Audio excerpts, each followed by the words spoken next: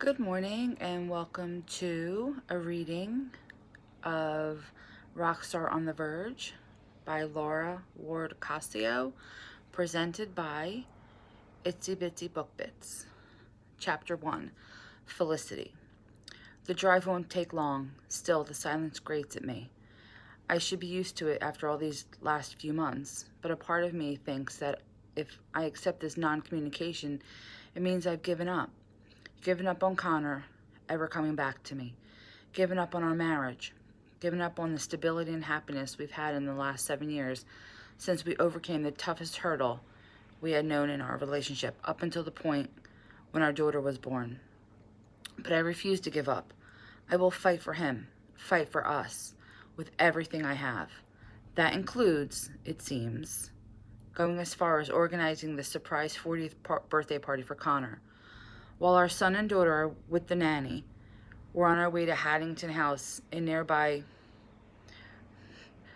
Dune Logair under the pretense of a charity event for which I promised Connor's attendance. He told me to get him out of it. He told me there was no way for him to put on a happy face, that his participation would have been a drain to the cause rather than a boost. But I claimed my hands were tied, that the marketing was done, and surely he didn't want to disappoint such a worthy endeavor. And so, my good-hearted husband found it within himself to dress in a Valentino suit that conforms to his incredibly fit body and is now driving us to an event. I probably should have never thrown together. I did so in a fit of panic, to be honest. Once it became clear that Connor's justified depression over his father's passing away was not letting up, but in fact becoming worse, I cast about for a way to focus his attention on something positive. The idea was to bring all of his friends and family together in celebration and to maybe, just a little, counteract the darkness he's been dwelling in since the funeral.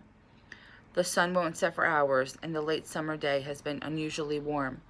The venue is on the waterfront, and the party starts with drinks outside. It should make for a lovely event. But turning to look at Connor, I worry again about this evening. He does not look remotely interested in being here. In fact, he looks rather like a man forcing himself to fulfill an unwanted duty. There's the same grin set to his jaw that he's had for months. He's focused on the road ahead, giving me a chance to examine the fine lines at the corner of his eyes that have begun to set a bit deeper. His black hair is short and still without a trace of gray. His father had only a light sprinkle of gray hair at his temples, so I suppose Connor will follow the same pattern one day. Always for one good posture. He holds his spine and shoulders more with stiffness now. He's wound tight, recoiling from my touch more often than not. Beyond all that, though, he's retreated deep in his own head, his mind occupied by things he won't share with me. This behavior is all the more upsetting because he hasn't picked up a guitar or sat down at the piano since his father died. He hasn't spent any significant time with Gavin or his other friends. He has no release from his troubles. The only bright spots, the only time I see a genuine smile and connection from him is when he's with our kids. He drops his walls and becomes intensely present with them. Romeo and Ella are both 7 years old and thriving, thankfully unaware of the true depths of their father's troubles. You're staring at me again. I blink and take in a sharp breath at Connor's words. It's a relief to hear his voice. I'm so thirsty for it, craving the sexy cadence of it. That's another thing to have changed. We haven't had sex in months. For the first time in our relationship, he's completely lost desire. In the absence of real communication, I've taken to examining him when he's not looking, hoping to discover some clue for how to fix him. I hadn't thought he noticed. He's never acknowledged it before. Anyway, always seemingly lost in his own thoughts. How long must we stay, he asked, ignoring the fact that I hadn't responded to him when he turned the Tesla into Haddington House's drive. I start and my mouth goes dry. There are 2 valets, one at each of our doors, pulling them open before I've concocted an answer. To keep Connor from sliding out of his leather seat, I grab his forearm and he turns to me. Sweetheart, I say, forcing a painful swallow, promise me you'll enjoy tonight. He raises his eyebrows. You know I'd rather not be here, honey. But how am I to promise I'll enjoy this? Biting my bottom lip, I wince. It's not exactly a charity event. There's a long pause where he's the one to examine me now, and then he sighs. He lets his head fall heavily against the back seat, closing his eyes. Happy fucking birthday to me. Is that it? Surprise, I whisper. For a moment, he doesn't react. He doesn't open his eyes. He doesn't move a muscle. Then he puts a hand over his eyes and laughs. A beautiful smile transforms on his face, lighting up his features to cast aside the morose expression he's had for so long. In its place is the gorgeous guitar god who, to this day, still elicits uncontrollable screams from the crowds at Rogue's concerts. And when he drops his hand and levels his deep blue eyes on me, I feel a tingle rush through my chest and settle between my legs, because this is the same look that he has earned him declaration of sexiest man alive by an American magazine on 3 separate occasions. I can tell by his knowing expression that he sees the effect he has on me. I stopped trying to hide what he could do to me with just a smile a long time ago. In the not too distant past, he might have acted on that attraction. He would have had at least tantalized me with promises of what he would do to me the second we were alone. But not tonight. Instead, he asks with a nod of his head toward the building on our right, how big of a deal is this thing? I shake my head helplessly. I kept it small, maybe 100 people. Fuck me, he groans. I just hope to bring something light and positive to your life. I just wanted to see you smile. That's what you and the kids do for me every day. Not lately. I think better of that and add, not me anyway. Fee, you know I love you. You know that, right? I nod. I do. We still sit in silence for a spell, but it's not long before I blurt out, I was just desperate to see you happy, sweetheart.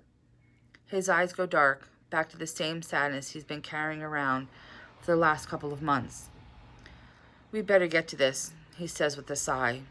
All this time, the 2 valets have been standing at a respectful few feet away. Once we both step out of the car, they swoop in, one to close my door, the other one to drive the Tesla off to a parking spot. I fuss over the Zac Posen dress I've picked out especially for the occasion. Not only does it make my blue eyes pop, but it pairs well with Connor's suit. The dress is royal blue, covered in large sequins, has capped sleeves, and falls to mid-thigh. I may be close to 40 years old myself, but I'm in the best shape of my life, thanks to the combination of regular swims in our indoor pool and frequent Pilates sessions with Sophie and Lainey. As a result, I catch Connor eyeing my legs appreciatively. Out of relief at the sorely missed attention, I almost blurt out, "Oh, thank God," but I catch myself. Still, I'm thrilled to see that spark of desire in him again. I've missed him in so many ways, including having his physical affection. Shall we? He offers his arm in a brave face. Wrapping my arm around his, I lean in close so I can feel his body heat. We take a few steps towards the front door, but then I stop us. He looks down at me unexpectedly. Con, I'm sorry if this was the wrong thing to do, but just remember that every single person in there is someone who loves you and wants to see you happy. Instead of speaking, he reaches out and cups my cheek with it in his hand, stroking the pad of his thumb over my freckles the way he's done for years now. It's a reassuring gesture, so I close my eyes with the pleasure of it. Thank you for standing by my side, Fee, he says softly. I open my eyes to meet his. You've been patient and given me time to grieve, and I know I've been insufferable. No, that's not true. In any case, I appreciate that you've waited me out. Until now, I say wryly. Yes, well, it's a good reminder that there are still things to celebrate in this life. Reaching up, I squeeze the hand he still has cupping my cheek. Yes, you are, I whisper urgently. When he leans down to kiss me, I drape my arms around his neck and press my body to his. He might have meant it to be a quick peck, as that's all I've gotten from him lately, but I don't release him until the kiss has sparked something between us. It's the spark of our old connection. I've never been able to resist the heat of his mouth on mine, or the way his lips draw me into a sensual rhythm. I rise on tiptoes to better meet him, cursing the timing of us finally finding the desire at the worst time. I don't want our kiss to end, but when it does, I press my face into his neck, inhaling his intoxicating scent. Let's not go, I whisper. Let's run away. Together. Now. He laughs and holds me to him, wrapping his strong arms around me until I'm folded deep into his chest. I can hear his heartbeat. It's steady, strong, just like he's always been. He's always been so stable. When I was first falling in love with him, I feared giving him my heart because I thought he was an immature rock star who couldn't possibly give me the predictability I craved. While it's true that we don't have a conventional married life because of how much time he spends away when he's touring, he has in all other ways been the true partner I wanted.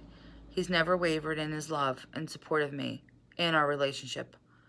I pull away enough to look up at him. How about just the two of us go away for a little break from everything? Your mom would love to have the kids for a week. We could go to our place in Formentura or somewhere else. Let's leave first thing tomorrow.